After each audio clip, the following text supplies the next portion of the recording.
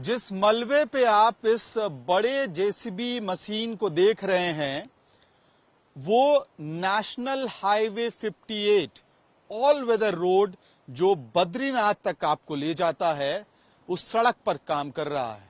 कल शाम तक अगर आप यहां आए होते पुरसारी कर्णप्रयाग से थोड़ा आगे जोशीमठ के पहले तो इस इलाके में आपको 2 लेन ऑल वेदर रोड मिलता, लेकिन आज सुबह यह सड़क ढह गई, जमींदोज हो गई और इसी वजह से इस वक्त पूरा का पूरा ट्रैफिक सिर्फ एक लेन से चल रहा है और उसके ठीक नीचे जो रिपेयर का काम है उसको तेजी से आगे बढ़ाया जा रहा है। नीचे इस नदी नुमा इलाके में जो आप देख रहे हैं, नदी नुमा मैं इसलिए बोल रहा हूं क्योंकि अलकनंदा नदी दूसरे छोर पे है। यह अलकनंदा नदी से हट के पहाड़ से रिसता हुआ पानी जिसको हम वाटरफॉल कह सकते हैं, छोटी नदी कह सकते हैं, जो मानसून के समय अचानक से बहुत तेज बहाव आता है उसमें, उसका असर है और उसने इस पूरी दीवार को जो प्रोटेक्टिव दीवार थी NH 58 को यहां पे संभाल कर सहेज के रखने के लिए वो दीवार टूट गई और उसके बाद क्या हश्र हुआ इस ऑल वेदर रोड का वो आप देख रहे हैं। हमारे साथ सीनियर ऑफिशियल भी हैं जो इस पूरे रिपेयर के काम को देख रहे हैं और हम आपको बता दें कि ये बद्रीनाथ यात्रा का समय चल रहा है। श्रद्धालु बड़ी संख्या में इस वक्त बद्रीनाथ की तरफ जा रहे हैं और सुबह यहाँ पे बहुत लंबा जाम लग गया था, लगभग 3 से 4 घंटे का जाम लगा हुआ था। सर, आपका नाम क्या है और क्या टेक्निकल वजह दिख रही है इस वक्त ये जो घटना हुई है इसके पीछे? जी, मेरा नाम सूरजकांत शुक्ला है और यहाँ मैं डिप्टी प्रेसिडेंट में कार्य करता हूँ। ये सुबह को 7 बजे जो हमारा RCC वाल है जो कोलैप्स हुआ, उसके बाद हमें इमीडिएटली इन्फॉर्मेशन मिला और उसके बाद इमीडिएटली हम अपनी पूरी टीम को लेकर यहाँ पहुँचे। और सबसे पहले जो हमारी प्रायोरिटी थी कि जो दोनों तरफ से टूवर्ड्स कर्णप्रयाग टू चमोली और चमोली टू कर्णप्रयाग काफ़ी मात्रा में गाड़ियाँ रुकी हुई थी, तो सबसे पहले हमने ट्रैफिक डाइल्यूशन के लिए हमने वर्क किया और उसको सफल करने के बाद ट्रैफिक अभी आप देख रहे हैं कि स्मूथली मूवमेंट हो रहा है। रही बात टेक्निकल इसकी फैक्टर की किस वजह से कोलैप्स हुआ है, तो इस पर तो कहना भी हमारे लिए औचित्य नहीं है, बिकॉज इसके लिए जो भी रिक्वायरमेंट फॉर इन्वेस्टिगेशन के लिए जो इसकी मटेरियल थी वो हमने अपने टेक्निकल हाई कमेटी को भेज दिया है। अब वो लोग इसको एक्यूरेट इसका कर रहे हैं, टेक्निकल इन्वेस्टिगेशन कर रहे हैं।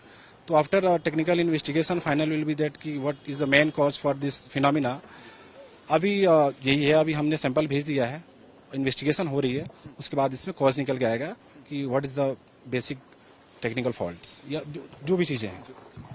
लेकिन अगर अभी हम इस वक्त देखें आपका ये जो मशीन है इसको क्या कहते हैं सर? ये एक्सकवेटर मशीन है। एक्सकवेटर मशीन चल रहा है, बहुत हेवी है और वो मलबा हटा रहा है वहां से। मुझे लगता है वो फिलिंग मटेरियल है आपका जो। जी नहीं, वो फिलिंग मटेरियल नहीं है, जो हमने RCC वाल बनाया था वो उसके इंग्रेडिएंट्स हैं वो।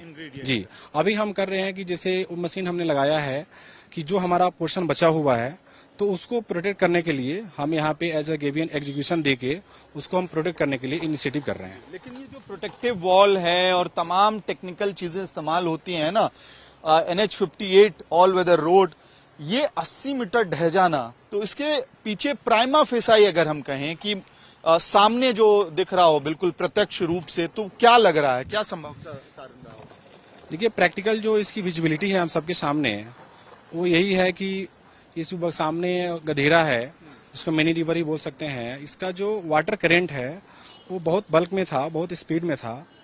तो जो हमारी RCC वाल है और इसकी जो बेस थी उसके बगल में जो हमारी फिलर चीजें थी, मटेरियल्स थी, तो उसको इसने कहीं ना कहीं वाश आउट किया है और उस वाश आउट करने के बाद जो हमारा RCC वाल का जो बेस है उसके फिजिकल स्ट्रेंथ को थोड़ा सा सपोर्ट नहीं मिला, स्ट्रेंथ नहीं मिला, जिस वजह से ये चीज सामने हमारी आई। लेकिन but this is not a main factor, ये हमारी फिजिकल विजिबिलिटी है।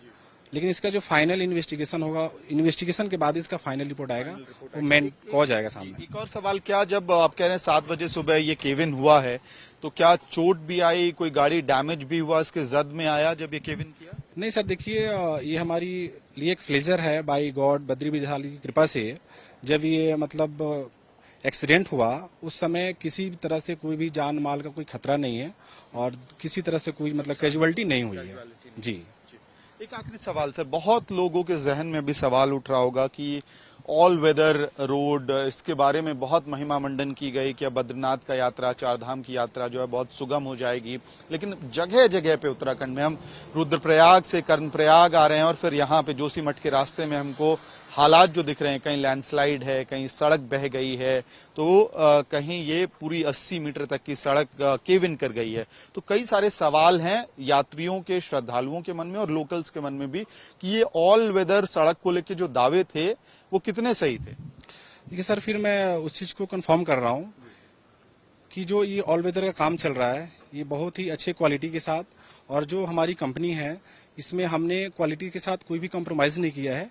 जो भी हमारे डिजाइन एंड ड्राइंग्स थे, अप्रूव्ड थे, उसको हमने 100% उसको हमने फिल किया है, उसको हमने मेंशन किया है। जो भी हमारे इंग्रेडिएंट्स थे उसको हमने सबने फिल किया है। क्वालिटी से कॉम्प्रोमाइज का कोई सवाल ही नहीं है।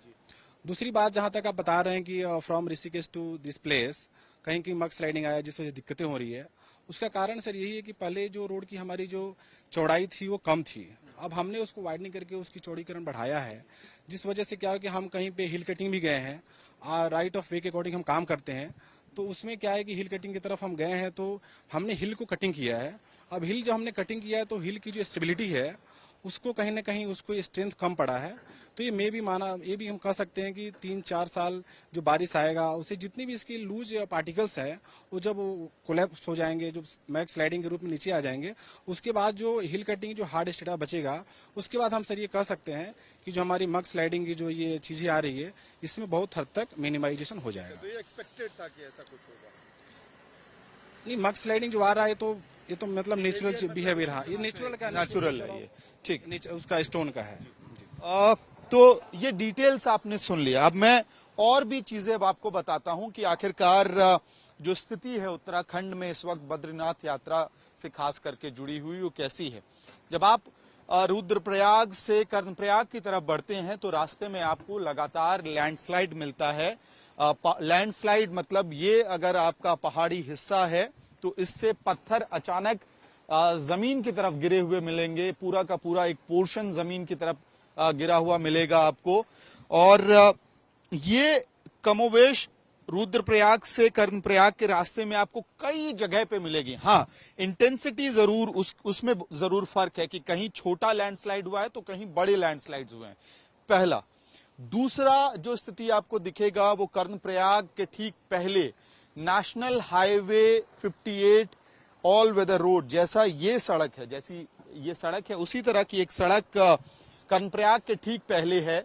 वहां पे जो वाटरफॉल है, पहाड़ी नदी कह सकते हैं जिसको, वो स्ट्रीम इतनी तेजी से वहां पे पानी आया कि वो पूरी सड़क, इसी तरह का एक लंबा स्ट्रेच वहां पे बिल्कुल सड़क का धुल गया है, वॉश आउट हो गया है, जिसकी वजह से ट्रैफिक वहां रुका हुआ था।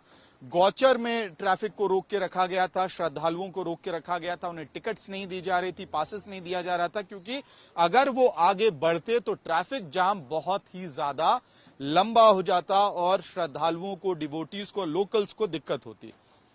तीसरी चीज, जब आप कर्णप्रयाग पहुंचते हैं, कर्णप्रयाग में एक जगह पे सड़क धंस गई है अलकनंदा नदी के ठीक साथ में, आप देख सकते हैं अलकनंदा नदी उस छोर पे है।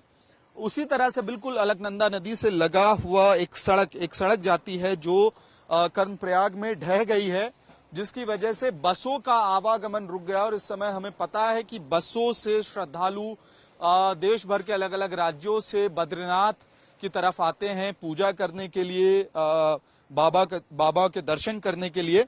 लेकिन क्योंकि सड़क वहां पे धंस गई है, इस वजह से जो बसों का आवागमन है वो रुक गया है। उसके बाद जब आप जोशीमठ की तरफ आगे बढ़ते हैं तो ये पुरसाड़ी से पहले कई सारे मैसिव लैंडस्लाइड्स हुए हैं और उसमें पत्थरों को तोड़ने के लिए बड़े हेवी मशीनरी का इस्तेमाल किया जा रहा है, ये इंश्योर करने के लिए जो रोड ब्लॉकेड है उसको किसी तरह से हटा दिया जाए और ट्रैफिक सुचारू रूप से चलता रहे।